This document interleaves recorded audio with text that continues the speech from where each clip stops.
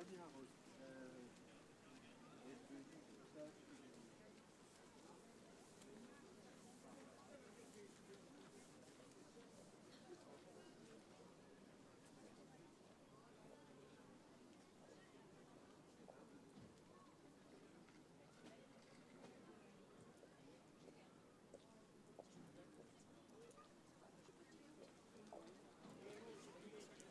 Puis après, il va mal recevoir James si ça s'arrange ou quoi.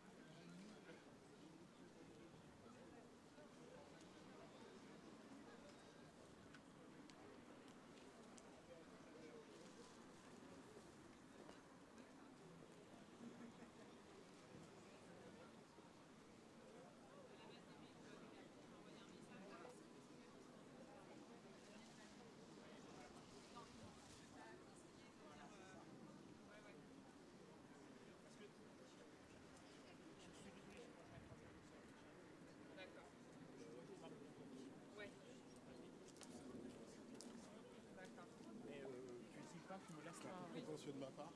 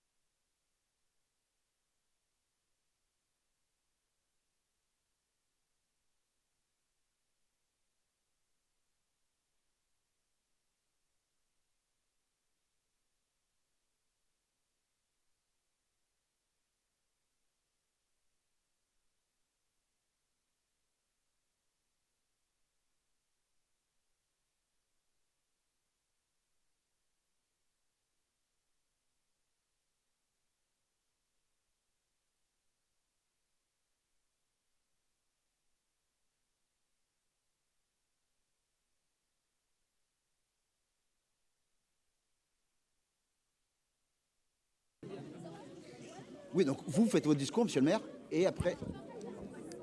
Votre discours, et apparemment, monsieur, après. C'est un protocolaire là sur les manifestations. Oui, non, mais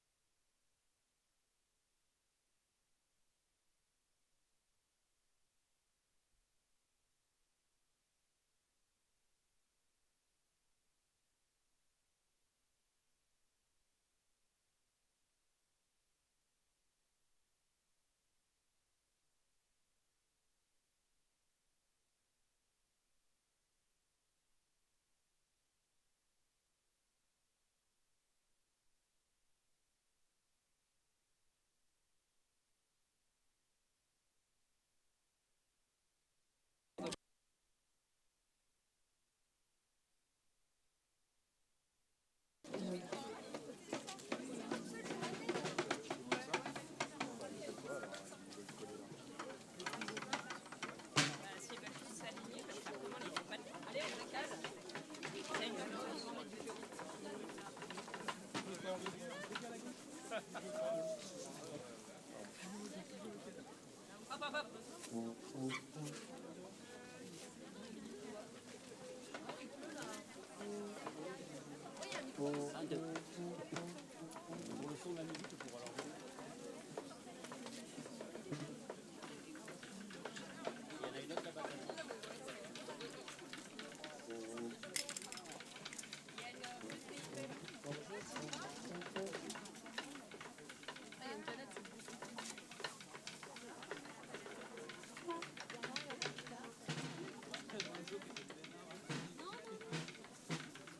Bon.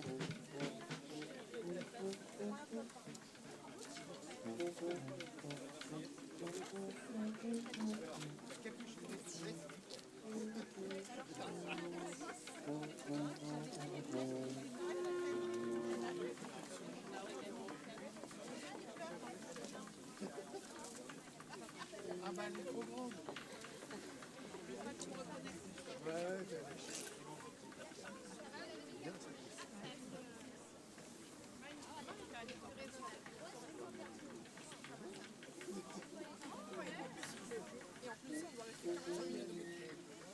C'est bientôt fini la pluie.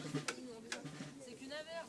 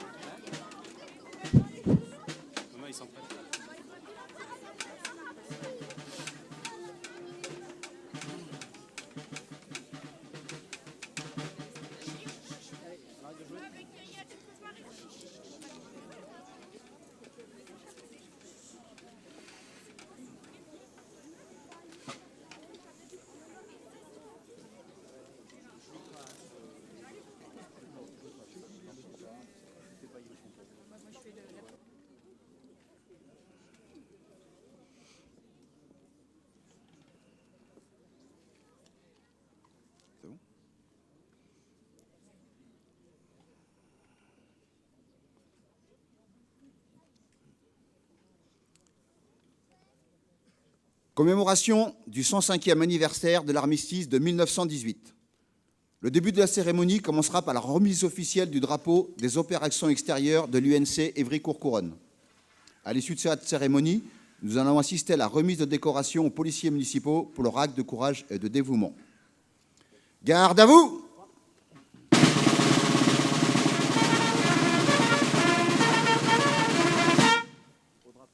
Levée des couleurs.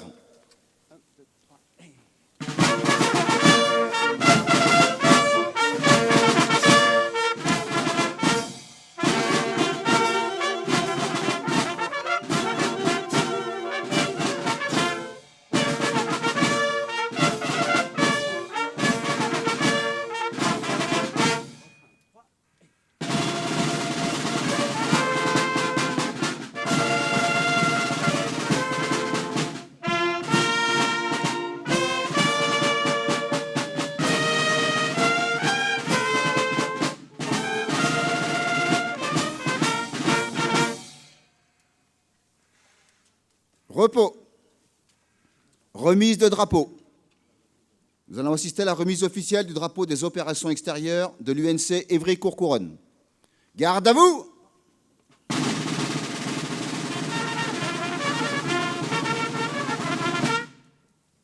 Président de la section UNC Évry-Courcouronnes, gagnez votre emplacement.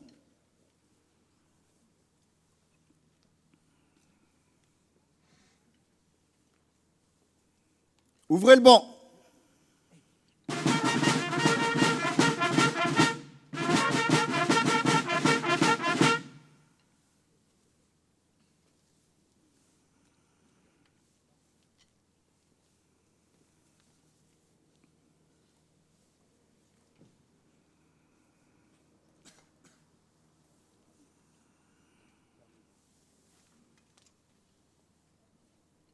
Fermez le banc.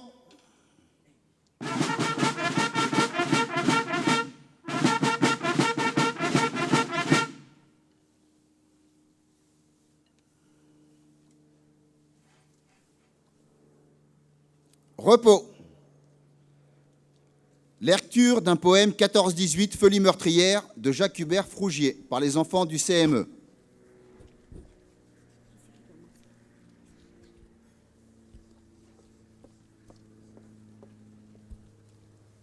Le poème qui est là. Des poèmes pour la paix. Nous avons vu notre patrie se taire et mourir, telle une bougie consumée, sa flamme faiblir, assis sur la balançoire de la solitude, mécontent de son destin. Toi, ma patrie, je te vois blessé et brisé. Je reste tel un roc imperturbable dans la tempête. J'attends le baume de la paix sur les... J'attends le baume de la paix sur... J'attends le baume de la paix sur les cœurs déchirés. Nos jeunes âmes réclament le calme sans âme, sans blâme, sans armes ni flamme. Les armes se livrent à une danse endiablée, en tirant sur les gens, c'est le ciel que vous avez blessé. Rendez au soleil son éclat. Le souvenir des jours meilleurs persiste, emplissant mon cœur de nostalgie. Levez la tête vers le ciel, espérons qu'il aura un meilleur lendemain. Ô ma terre natale, où est parti l'espoir? Comment la paix t'a-t-elle échappé? Chaque jour, nous enterrons des morts et avec eux leur espoir et leurs rêves. Dorénavant, je regarderai le chemin que je prends. J'abandonnerai les armes pour me munir d'un livre et d'un crayon. Sens-tu l'odeur de la terre? C'est l'odeur de... Sens-tu l'odeur de la terre quand la pluie... Attends. Sens-tu l'odeur de la terre quand tombe la pluie? C'est l'odeur de l'espoir, l'odeur d'un nouveau jour. Je rêve de mains chaudes, de paix, d'un jour meilleur. Des chansons qui accompagnent les prières des oiseaux, le moineau font de magnifiques par deux, en quête d'un endroit où faire son nid, où l'amour veille sur ses prières. Assez de toute cette douleur, notre pays a besoin de vie et de paix. C'est l'objet de nos prières quand nous pensons que nous avons tout perdu. Un enfant courant sous le soleil avec un sourire si radieux qu'il illuminera la nuit morne. Je ne me lasse pas d'imaginer une telle journée pendant des heures et des heures.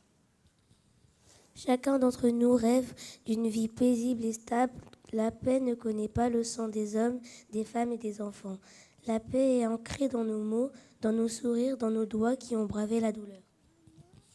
La paix n'arrive jamais trop tard. La paix, c'est vivre dans un monde qui ne connaît pas la haine. Aujourd'hui, 1 enfant sur 4 à travers le monde vit dans un pays touché par un conflit ou une catastrophe. L'UNICEF appelle à la mise en œuvre pour chaque enfant de solutions politiques pour mettre fin à la guerre.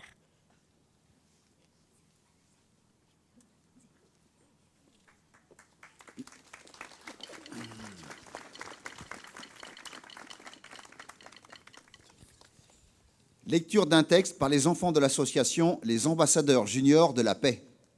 Bêtises de la guerre. Ouvrière sans yeux, Pénélope imbécile, berceuse du chaos où le néant oscille. Guerre aux guerres, occupée au choc des escadrons, toute pleine du bruit furieux des clairons. Ô buveuse de sang, qui farouche, flétrie, hideuse, entraîne l'homme en cette ivrognerie. Nuée où le destin se déforme, où Dieu fuit, où flotte une clarté plus noire que la nuit. Folle immense, de vent et de foudre armée. À quoi sers-tu géante? À quoi sers-tu fumée? Si tes écroulements reconstruisent le mal, si pour le bestial tu chasses l'animal, si tu ne sais dans l'ombre où ton hasard se vautre, défaire un empereur pour faire un autre. Victor Hugo.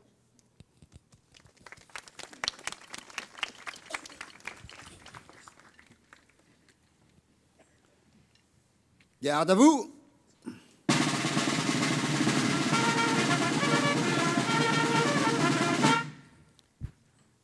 Lecture du message de M. Sébastien Lecornu, ministre des Armées, et Patricia Miralles, secrétaire d'État auprès du ministère des Armées chargé des anciens combattants, par M. Franck Léon, directeur de cabinet du préfet.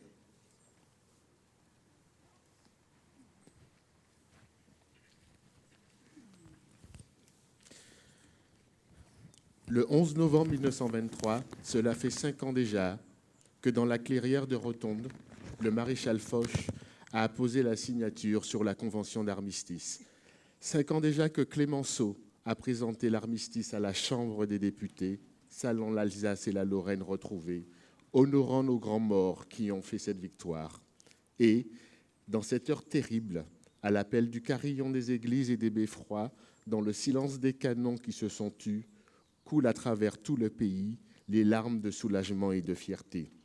Le 11 novembre 1923, cela fait 5 ans que les blessures cicatrisent lentement, sur les visages des cols cassés, dans le cœur des veuves, dans la solitude des orphelins, devant les tombes ouvertes pour un fils ou un père, au pied des monuments aux morts dont s'est couvert le pays.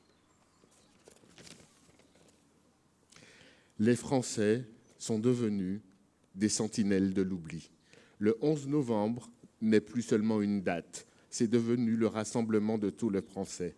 C'est le 11 novembre 1920, quand le soldat inconnu est porté sur l'arc de triomphe pour ne jamais oublier le prix de la victoire. C'est le 11 novembre 1923, quand André Maginot allume la flamme, présence vivante du souvenir des morts. Une flamme qui ne s'est plus jamais éteinte depuis.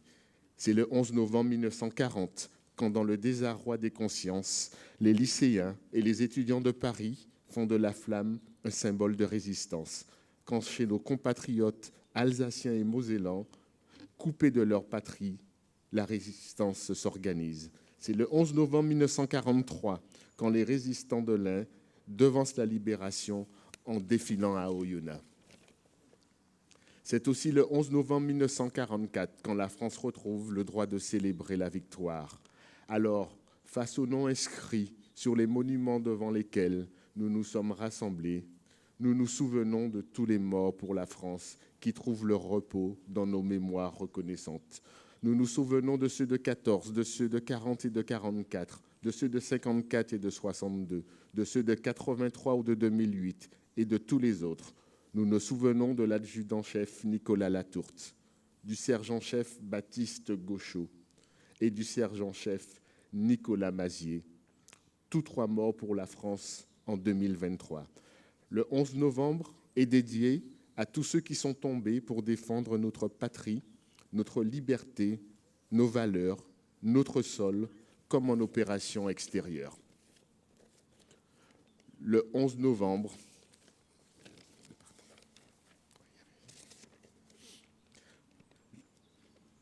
ils ont le droit sur nous, comme nous avons des devoirs à leur égard. Alors portons lucidement leur héritage, car c'est en honorant leur sacrifice que se construit l'avenir de notre nation, sans jamais douter de notre capacité à nous relever des plus grands périls. Et portons fièrement le bleuet de France, cette fleur dont l'éclosion ramenait la vie sur la terre déchirée des champs de bataille, qui désormais honore les morts et soutient ceux qui restent. Aujourd'hui, la femme brille depuis plus de 100 ans sous l'arc de triomphe, car les Français n'ont jamais cessé de clamer « Vive la République, vive la France !»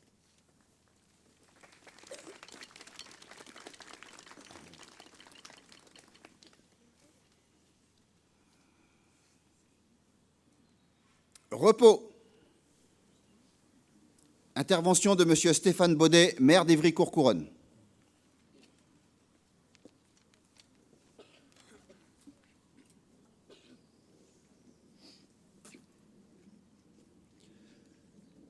Chers enfants, je pense qu'on peut les applaudir encore une fois pour leur fidèle présence. Chers toutes et tous, chers amis, entre 1920 et 1925, environ 36 000 monuments aux morts furent érigés pour rendre hommage aux 1,5 million de morts et de disparus du premier conflit mondial. Tous font appel au souvenir, à la mémoire, au recueillement devant l'ampleur du sacrifice consenti par toutes les catégories de la société dans ce combat contre la barbarie et le militarisme développé outre-Rhin. De très rares communes ont élevé un monument aux morts dit pacifiste, c'est-à-dire condamnant sans ambages la guerre et ses fléaux, alors que l'immense majorité reflète l'état d'esprit de ceux qui en étaient revenus, un appel à la paix, à la concorde entre les peuples, dans un pacifisme qui respecte l'intégrité de tous. Mes chers amis, contemplons ensemble le monument de la commune de Saint-Martin-d'Estraux, dans le département de la Loire. Sous la liste, trop longue liste, des tués au combat, 3 panneaux invitent à la réflexion, écrits à la face de l'univers, ce qu'est la réalité de la guerre et ses conséquences. Si tu veux la paix, prépare la guerre, est une devise dangereuse. Si tu veux la paix, prépare la paix, doit être la formule de l'avenir, c'est-à-dire qu'il faut améliorer l'esprit des nations en améliorant celui des individus par une instruction assainie et largement répandue. Il faut que le peuple sache lire et surtout comprendre la valeur de ce qu'il lit. Si tout l'effort produit et tout l'argent dépensé pour la guerre l'avait été pour la paix, pour le progrès social, industriel et économique, le sort de l'humanité serait bien différent. La misère serait en grande partie bannie de l'univers. Les charges financières qui pèseront sur les générations futures, au lieu d'être odieuses et accablantes, seraient au contraire des charges bienfaisantes de félicités universelles. Maudite soit la guerre et ses auteurs. Bilan de la guerre, plus de 12 millions de morts, autant d'individus qui ne sont pas nés, plus encore de mutilés, blessés et veuves et orphelins, pour d'innombrables milliards de destructions diverses, des fortunes scandaleuses édifiées sur les misères humaines, des innocents au poteau d'exécution, des coupables aux honneurs, la vie atroce pour les déshérités, la formidable note à payer. La guerre aura-t-elle enfin assez provoqué de souffrance et de misère, assez tué d'hommes, pour qu'à leur tour, les hommes aient l'intelligence et la volonté de tuer la guerre? Plus d'un siècle, désormais, depuis la fin de ce premier conflit. De nos jours, au moment même où nous nous réunissons, sur l'étendue de la planète, au Moyen-Orient, en Afrique, en Asie, sur la terre même d'Europe, le fracas de combats d'un autre âge agite notre monde et apporte dans notre actualité un quotidien de mort, de victimes civiles et de destruction. Est-ce à dire que les leçons n'ont pas été entendues? Est-ce à dire que l'ampleur et la fureur des combats n'ont pas été suffisantes? Est-ce à dire que l'horreur doit être au menu de chacune de nos générations? Nous ne pouvons nous satisfaire de cela. Nous ne pouvons être que des spectateurs. Nous nous devons d'être des acteurs d'une paix durable, d'un développement harmonieux, d'une concorde qui garantisse les avancées d'un progrès au service des hommes et non au service de son extermination. Nous ne pouvons qu'adhérer au constat proclamé sur ce monument et qui, malheureusement, près d'un siècle après, trouve un écho sordide dans notre actualité. Il y a donc 105 ans, le 11 novembre 1918, sur l'ensemble d'un front allant de la mer du Nord à la frontière suisse, en une diagonale de sang, de tranchées, de combats et de désolation, les clairons régimentaires faisaient entendre à l'unisson et en répétition les 13 notes simples du cessez-le-feu. La 11e heure, du 11e jour, du 11e mois, marquait non pas la fin du conflit, mais la fin des combats. Les conférences de la paix, réglant sur le tapis des négociations les traités de paix entre les différents belligérants, retraçant frontières et protectorats, dépeçant les empires sans concevoir que s'élaboraient et croissaient ainsi les racines d'un autre mal, bien plus puissant, qui mènerait à un nouveau conflit, aux horreurs, et méfaits jamais atteints.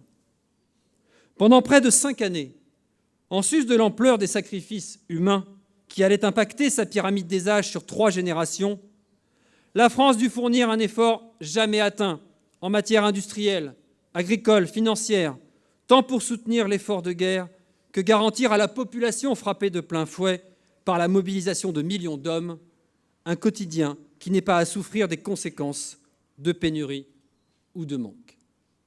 Et elle y parvint. Car défendre la France, c'était défendre la République face à l'obscurantisme, affirmer sa foi dans le progrès et l'avenir, face aux doctrines militaristes et rétrogrades. De 1914 à 1918, le peuple de France fut au rendez-vous de l'histoire. Son armée, certes, mais aussi ses citoyens, ses femmes, qui prirent le relais aux champs, dans les usines, dans les fabriques, afin de maintenir le pays en ordre de marche. Les familles sacrifiées, qui ont assuré le redressement de notre pays, faisant fi de leur douleur et des destins contrariés, rejoignent dans le respect et l'imaginaire la France au combat. Les soldats sacrifiés, dont nos monuments conservent les noms. En 40 ans, la République avait, dans nombre de domaines, modernisé et favorisé le développement des territoires par ses grandes lois sur l'éducation, permis l'accès à l'instruction, soutenu et défendu tant le monde agricole que les industries innovantes. Qui se souvient par exemple qu'en 1889, la ville de Bourganeuf dans la Creuse est la première en France à inaugurer un éclairage électrique dans toutes ses rues avec un site de production éloigné. La force électrique et mécanique va libérer l'homme de tâches épuisantes et répétitives, permettant une amélioration des rendements et des productions. Le progrès vient ainsi au secours de la paix et du développement. La natalité suit grâce aux découvertes de la science et de la médecine. L'espérance de vie augmente, les épidémies reculent. Tout cela, mes chers amis, jusqu'au coup de tonnerre du 2 août 1914, lorsque l'ensemble des cloches de France sonnent la volée de la mobilisation. Pour respecter sa parole et sa signature des traités d'assistance et d'alliance, patiemment élaborés par sa diplomatie, la France se trouve prise dans la tourmente d'un conflit qui va freiner sa croissance, dévaster un tiers de son territoire, décimer sa jeunesse et obérer son avenir. Entre-temps, ce fameux 2 août, la France avait déclaré la guerre et procédé à la mobilisation générale, transformant le roman d'une jeunesse rieuse en drame pour 8 millions de conscrits. S'agissait-il d'un conflit colonial ? Non. S'agissait-il d'une guerre de conquête ? Non. S'agissait-il d'une guerre économique ? Non. S'agissait-il d'une guerre de succession, comme le siècle d'avant en avait tant connu ?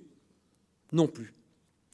Le 2 août 1914, la République honorait ses traités et le respect de la parole engagée. République isolée, au sein d'un réseau d'alliances monarchiques, face à des empires expansionnistes qui vivaient les derniers feux de leur pouvoir. C'est en margeur parti sur son territoire qu'allait, durant 5 longues années, se jouer le destin d'une nouvelle Europe, d'un nouveau monde, aux contours fragiles et fluctuants. Ce 2 août marquait le début d'une longue agonie et les prémices d'un bouleversement dont les derniers frémissements sont encore perceptibles dans notre histoire au quotidien. Des signes de tension, diplomatiques, territoriaux, économiques, avaient bien émaillé les 40 dernières années, mais il s'était toujours trouvé un point d'équilibre, un ultime consensus qui avait freiné la spirale de la marche au conflit. Cela jusqu'à l'attentat de Sarajevo le 28 juin 1914 contre l'archiduc François-Ferdinand, héritier de l'Empire austro-hongrois, et son épouse, par le nationaliste serbe de Bosnie, Gavrilo Princip. Alors, le jeu des alliances allait se dérouler, faire trembler l'équilibre trouvé au Congrès de Vienne, redonner aux tensions nationales réprimées en 1848 une nouvelle vigueur. La victoire de la Prusse sur l'Autriche en 1866, sur la France en 1870, les tensions aux Balkans, tout cela allait entrer en fusion, avec comme point d'orgue pour la Troisième République ce fameux 2 août. Les esprits étaient prêts, pour reprendre l'expression d'alors, dressés au jus de la revanche, les yeux tournés vers l'Est et les provinces annexées. Sarah Bernard réclamait 5 milliards de francs or pour se produire à Berlin, soit le prix honteux des dommages exigés par la Prusse. L'Empire avait été taillé aux 4 coins de la terre afin de satisfaire aux exigences. Alors, la France et son empire pèsent autant que la Prusse. La République se doit d'être à la hauteur de sa devise. S'engage le combat de la civilisation contre la barbarie, de la liberté contre l'oppression, de l'égalité, de la fraternité, de la démocratie contre l'obscurantisme. La voix de Jaurès n'aura d'autre écho que celui de la balle qui l'assassine. L'heure est donc à la revanche et à l'union sacrée. La refonte de l'esprit national, l'enracinement des valeurs républicaines portent au nu le combat du droit et de la justice. L'heure est enfin arrivée de montrer au monde la supériorité des idéaux nouveaux et libérateurs nés des Lumières face aux idéologies rétrogrades et oppressives qui prévalent de l'autre côté du Rhin. La France est prête, la République est prête. L'armée de la République saura être à la hauteur des enjeux. 50 mois de conflit n'altéreront en rien cette détermination. Bien sûr, l'ombre de la défaite effleurera souvent les lignes de défense, mais chaque fois, un sursaut, chaque fois, l'effort de la dernière limite apporteront quelques plumes de plus aux ailes de la victoire. D'août à septembre 1914, 250 000 soldats français tomberont, mais le front sera stabilisé. Chacun connaît le jugement que le vaincu von Kluck a porté sur le véritable vainqueur, à savoir le combattant de base français, je le cite. Que des hommes ayant reculé pendant 15 jours, que des hommes couchés par terre et à demi-morts de fatigue puissent reprendre le fusil et attaquer au son du clairon, c'est une chose avec laquelle nous autres Allemands n'avions jamais appris à compter.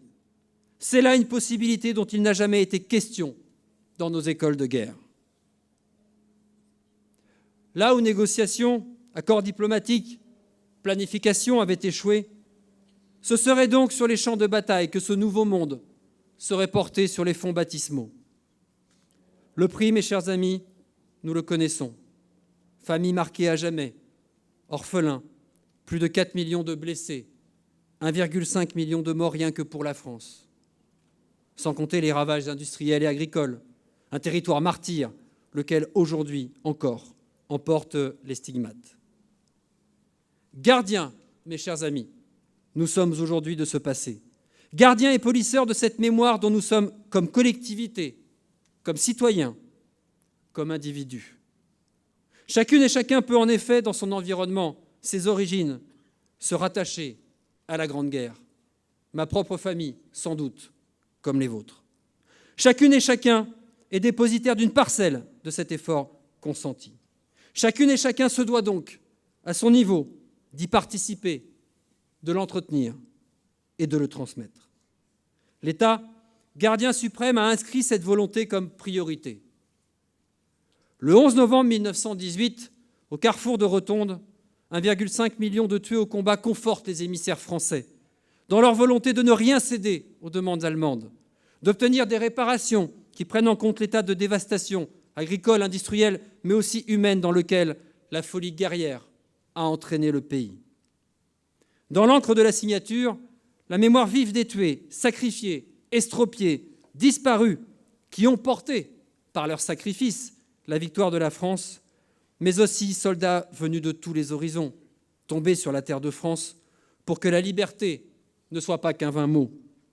Australiens, Néo-Zélandais, Canadiens, Américains, dont le baptême du feu à Bois-Bello demeure d'ailleurs l'acte fondateur du corps des marines. Soldats d'Afrique et d'Asie, étrangers s'engageant pour la défense de l'idéal que représentait la France, dont Guillaume Apollinaire demeure la figure de proue. Tous, sans exception, sont présents en esprit dans la forêt de Compiègne ce jour de novembre. Le 11 novembre 2020, parachevant un cycle mémoriel d'hommage, Maurice Genevoix entrera au Panthéon. Voix de ceux de 14, afin que s'ancre dans la mémoire éternelle de la France le sacrifice de ces générations. Plus d'un siècle déjà, mais aussi plus d'un demi-siècle de réconciliation, de paix et de progrès. L'actualité nous montre aujourd'hui la puissance du lien franco-allemand dans le maintien de la stabilité en Europe. Charles de Gaulle, Konrad Adenauer avaient tracé ce chemin.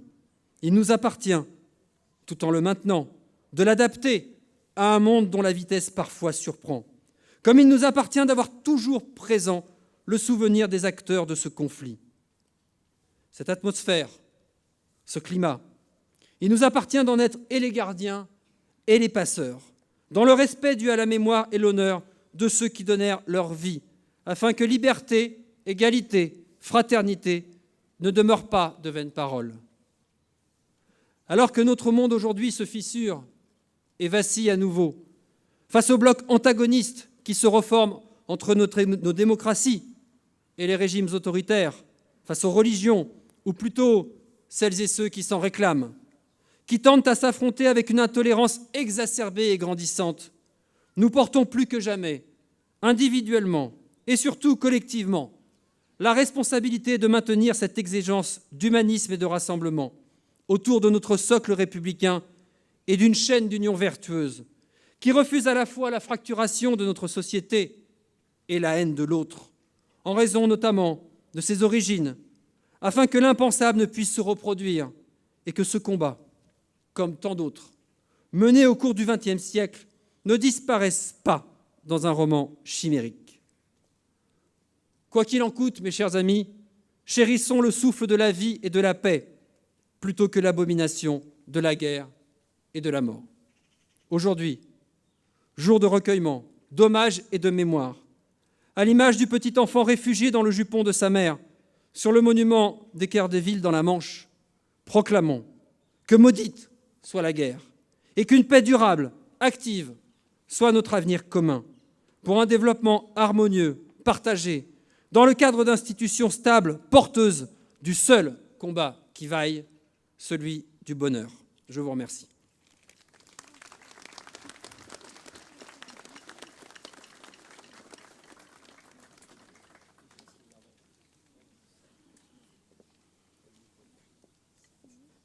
Garde à vous!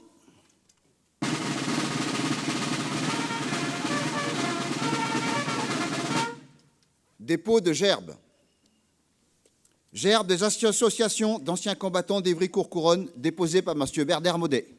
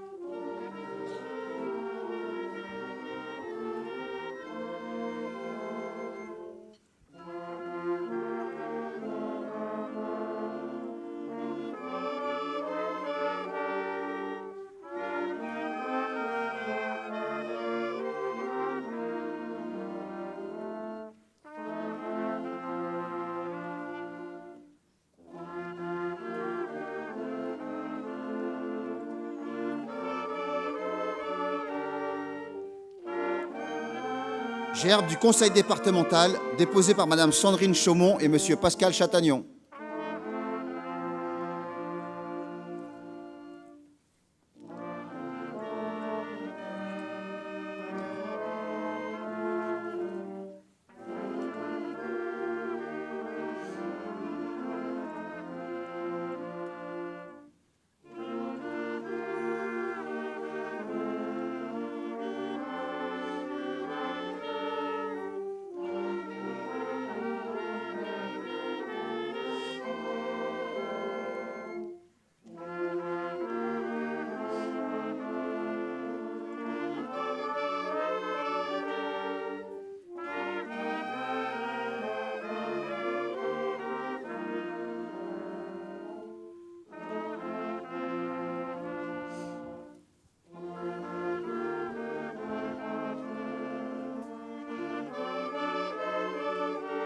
Gerbe de Madame Farida Amrani, députée de l'Essonne, déposée par Monsieur Azedine.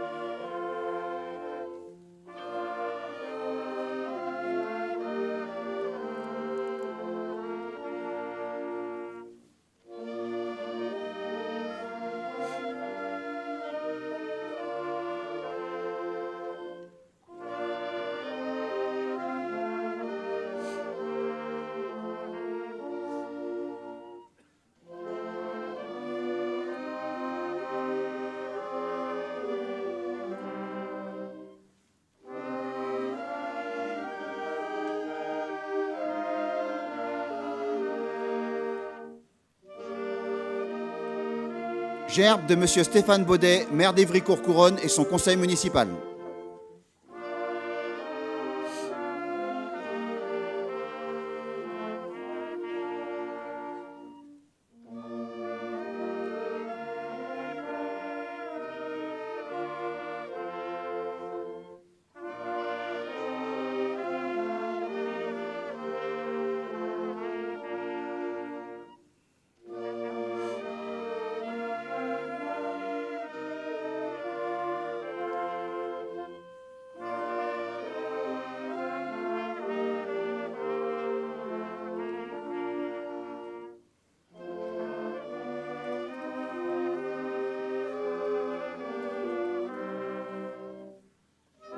Gerbe de Monsieur Bertrand Gaume, préfet de l'Essonne, déposé par Monsieur Franck Léon.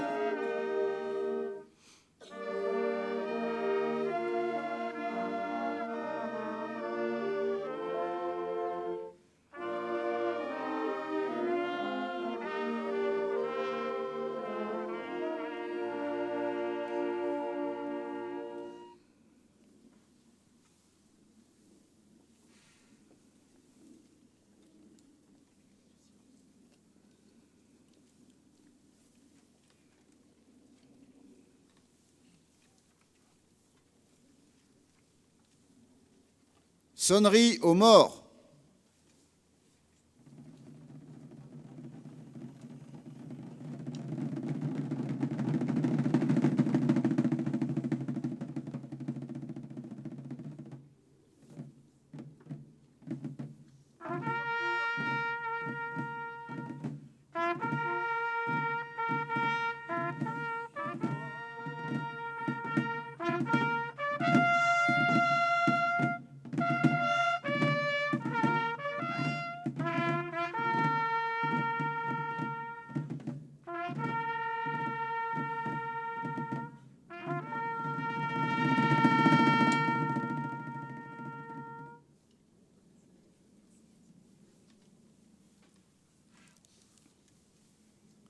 Minute de silence.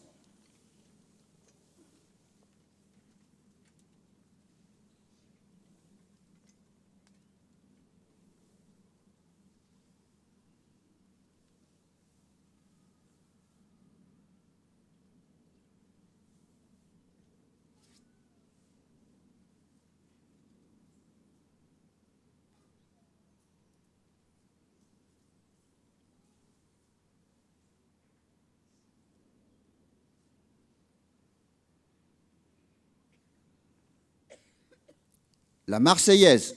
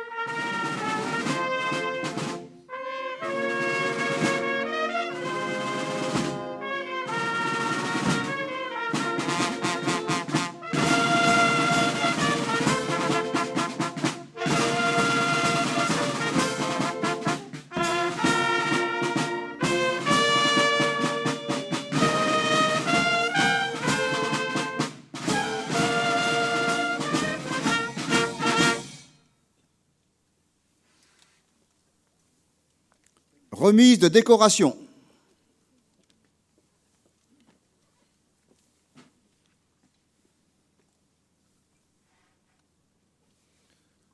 Donc, dans le cadre des violences urbaines qui ont eu lieu du mercredi 28 juin au dimanche 2 juillet, nous allons assister à la remise de décoration aux policiers municipaux pour leur acte de courage et de dévouement. Garde à vous.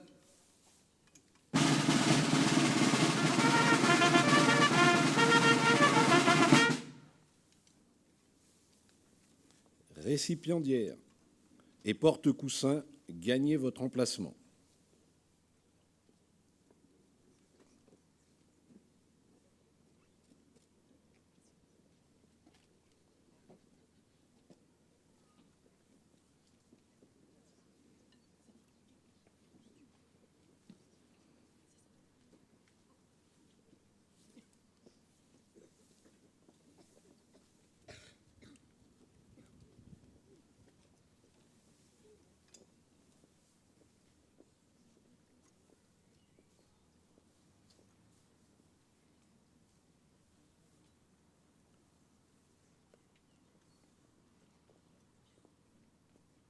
Ouvrez le banc.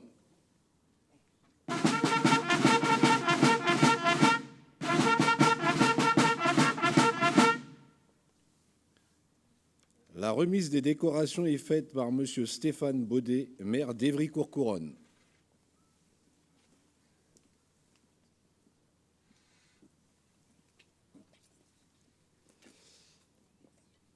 Je veux un instant rompre le protocole en ce moment solennel, d'abord pour vous remercier publiquement, toutes et tous, pour les actes de bravoure que vous avez menés, portés, faits à l'occasion de ces nuits d'émeute. Nous étions à vos côtés, nous avons pu mesurer à travers les vidéos, à travers votre fatigue, à travers la force que vous avez engagée, ce qui a pu vous en coûter que d'assurer notre sécurité pendant ces nuits de tumulte. Et je voudrais remercier également la préfecture, car s'il y a ces médailles, c'est évidemment en soutien total avec Monsieur le Préfet, notamment pour avoir tenu, empêché, parce que c'est ainsi que ça s'est déroulé, la prise du commissariat d'Évry.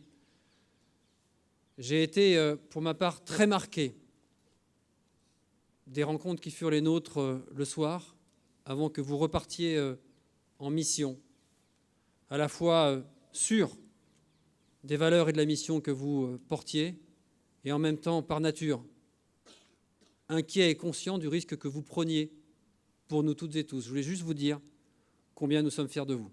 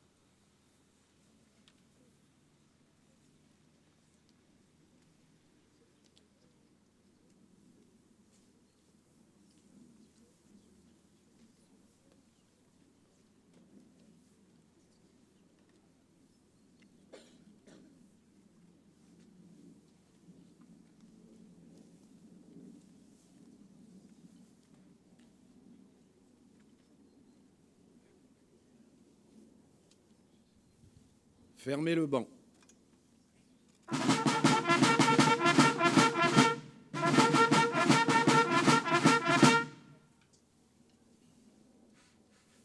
Médaillés, rejoignez les rangs.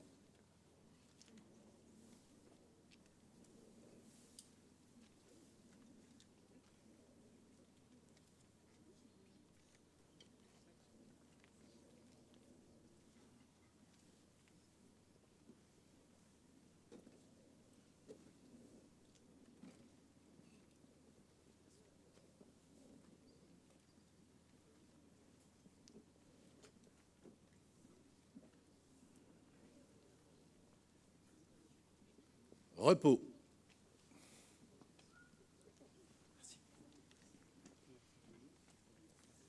Fin de la cérémonie, les autorités vont saluer les porte-drapeaux. Les participants de cette cérémonie sont invités à l'issue à partir en cortège.